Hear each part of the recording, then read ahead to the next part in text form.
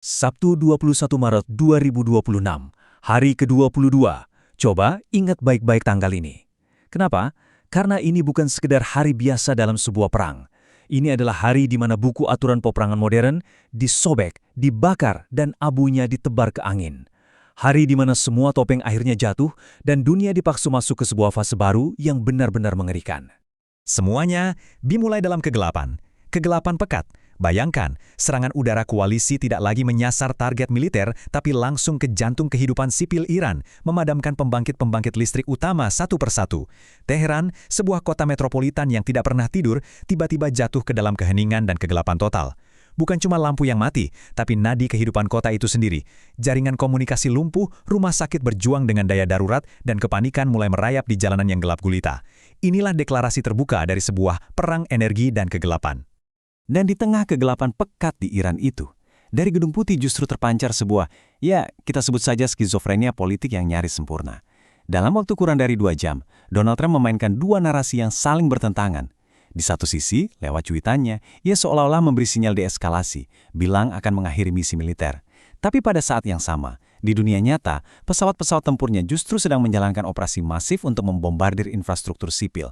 Ini bukan kebingungan, ini adalah sebuah opera politik yang dirancang untuk menenangkan media global, sementara di balik tirai, mesin perang bekerja lebih keras dari sebelumnya. Nah, dalam pembahasan kita kali ini, saya akan membawa Anda membedah 6 babak penting dari 24 jam yang luar biasa menegangkan ini. Kita akan mulai dari kegelapan total di Teheran, lalu terbang melintasi samudera untuk menyaksikan sebuah serangan balasan yang mustahil. Kita akan lihat badai teknologi militer baru yang dilepaskan, merasakan bagaimana urat nadi ekonomi dunia dicekik, hingga akhirnya menjadi saksi runtuhnya sebuah mitos supremasi militer yang sudah puluhan tahun diagung-agungkan. Mari kita masuk lebih dalam. Serangan terhadap jaringan listrik di Teheran, Karaj, dan Isfahan itu bukan serangan acak.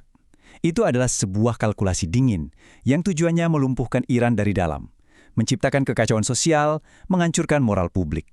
Tapi, para ahli strategi di Pentagon ternyata membuat satu kesalahan fatal dalam kalkulasi mereka. Mereka pikir kegelapan akan melahirkan keputusasaan. Mereka salah besar. Kegelapan justru melahirkan amarah yang membara. Aksi ini sama sekali tidak memadamkan perlawanan, malah menyulut api pembalasan yang jauh lebih dahsyat dan tak terduga. Dan benar saja, dari abu dan kegelapan itulah Iran tidak hanya bangkit, ia membalas dengan cara yang mengguncang dunia. Narasi pertempuran tidak cuma berbalik arah, ia dirobek dan ditulis ulang. Dari posisi yang seolah-olah bertahan, Iran tiba-tiba melancarkan sebuah manuver ofensif yang membuktikan satu hal, tidak ada lagi tempat yang aman bagi Barat. Angka inilah yang mengubah segalanya. 4.000 kilometer. Itulah jarak yang ditempuh rudal balistik Iran untuk menghantam pangkalan gabungan Amerika Serikat dan Inggris di Diego Garcia, tepat di tengah Samudra Hindia. Sebuah pangkalan yang dianggap sangat terpencil, sangat aman, sampai-sampai dijuluki kapal induk yang tak bisa ditenggelamkan. Malam itu, mitos itu resmi tenggelam. Pesannya sangat jelas dan brutal. Aset kalian yang paling terpencil, benteng kalian yang paling jauh, sekarang ada dalam jangkauan kami. Inilah langkah skakmat strategis yang sesungguhnya. Tapi tunggu dulu, serangan ke Diego Garcia itu ternyata hanyalah hidangan pembuka. Setelahnya, Iran melepaskan operasi Janji Sejati 4. Ini bukan lagi serangan biasa. Ini adalah sebuah badai api yang terkoordinasi, mengerahkan teknologi-teknologi baru yang mematikan di berbagai front secara serentak. Skala dan kerumitannya dirancang untuk satu tujuan, menciptakan shock and awe, kelumpuhan total pada musuh. Coba lihat daftar ini. Gelombang serangan ke-70 dan 71 ini adalah sebuah kampanye penghancuran yang sistematis. Dari wilayah pendudukan strategis Domina, pusat populasi seperti Tel Aviv, sampai seluruh jaringan pangkalan militer Amerika di Teluk, Al-Harj di Arab Saudi, Al-Dafra di Uni Emirat Arab, bahkan markas armada kelima di Bahrain pun tidak luput. Tujuannya sudah sangat jelas, ini bukan lagi serangan sporadis, ini adalah upaya untuk membutakan mata dan memotong kedua tangan musuh di seluruh kawasan. Terus gimana cara mereka melakukannya? Dengan kombinasi mematikan. Ada rudal balistik super berat emat yang membawa hulu ledak masif dengan akurasi setara GPS. Lalu ada rudal Kader yang membawa banyak hulu ledak sekaligus. Taktiknya sederhana tapi brilian. Banjiri sistem pertahanan udara seperti Iron Dome dengan begitu banyak target dalam satu waktu sampai sistem itu kewalahan dan akhirnya lumpuh. Seolah itu belum cukup, Iran juga memperkenalkan senjata baru yang mengerikan di hari itu. Sebuah roket yang di tengah penerbangannya tiba-tiba membelah diri menjadi 3 bom besar terpisah, masing-masing seberat 100 kg. Senjata ini menciptakan kehancuran area yang luar biasa besar di wilayah padat penduduk seperti Rishon LeZion. Ini adalah teror psikologis dan fisik yang dijatuhkan dari langit. Sementara itu, di front Lebanon, kita menyaksikan sebuah horor teknologi baru. Hezbollah melepaskan lebah-lebah pembunuh, drone bunuh diri FPV. Bagi para kru tank Merkava, ini adalah mimpi terburuk yang jadi kenyataan. Tameng baja yang selama ini menjadi jaminan hidup mereka, tiba-tiba menjadi perangkap mematikan. Ini adalah demokratisasi kehancuran di medan perang. Sebuah drone seharga mobil bekas mampu menghancurkan mesin perang bernilai jutaan dolar. Sebanyak 35 kendaraan lapis baja hancur lebur, mengubah total perhitungan perang darat. Tapi, ledakan-ledakan di medan perang itu hanyalah riak di permukaan. Guncangan yang sesungguhnya, gempa bumi geopolitiknya, terjadi di arena yang sama sekali berbeda. Karena di hari yang sama, Iran memutar katup senjata pemungkasnya, kendali penuh atas arteri energi paling vital di planet ini. Iran secara resmi memberlakukan apa yang disebut cekikan Hormuz. Mereka mengumumkan, mulai saat itu hanya kapal dari negara-negara sahabat saja yang boleh melintas. Bersamaan dengan itu, Garda Revolusi mengeluarkan perintah evakuasi resmi untuk kota Ras Al Khaimah di Uni Emirat Arab setelah wilayah itu ketahuan digunakan Amerika untuk menembakkan sistem rudal HIMARS. Pesannya untuk UEA dan negara teluk lain sangat brutal dan jelas. Pelabuhan dan kota kalian akan jadi target berikutnya. Dampaknya, seketika. Setelah serangan balasan Iran menghantam 39 fasilitas minyak dan gas di 9 negara, pasar energi dunia langsung panik total. Garis merah yang Anda lihat meroket di layar ini, itu bukan sekedar angka di terminal Bloomberg. Proyeksi harga minyak $180 per barel, itu artinya resesi global, biaya transportasi meroket gila-gilaan, harga pangan naik. Inilah perang yang dibawa langsung ke dompet setiap orang di planet ini.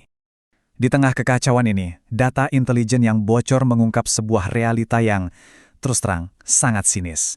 Di balik semua narasi ideologi, ternyata ada raket skala raksasa. Donald Trump dilaporkan menuntut $5 triliun dari negara-negara teluk sebagai biaya proteksi untuk melanjutkan perang. Ini persis seperti skema proteksi ala mafia, tapi dalam skala geopolitik. Bayar kami dan kami akan melindungimu. Berhenti bayar, kami biarkan kamu terbakar. Namun, bisnis perlindungan ini biayanya luar biasa mahal. Data menunjukkan perang ini menguras anggaran Amerika Serikat sebesar $11.500 setiap detiknya. Ya, Anda tidak salah dengar, setiap detik. Dalam waktu singkat kita membahas bagian ini saja, puluhan juta dolar sudah hangus. Sebuah pendarahan finansial yang mustahil untuk dipertahankan dalam jangka panjang. Hari ke-22 ini bukan hanya soal kehancuran fisik dan ekonomi. Hari ini juga menjadi hari di mana sebuah pukulan psikologis yang telak mendarat, meretakkan, dan akhirnya menghancurkan cermin arogansi militer Barat yang telah dipoles selama puluhan tahun. Pukul 4.35 dini hari, sebuah jet tempur F-16 Israel dihantam oleh sistem pertahanan udara baru Iran di atas wilayah Iran Tengah.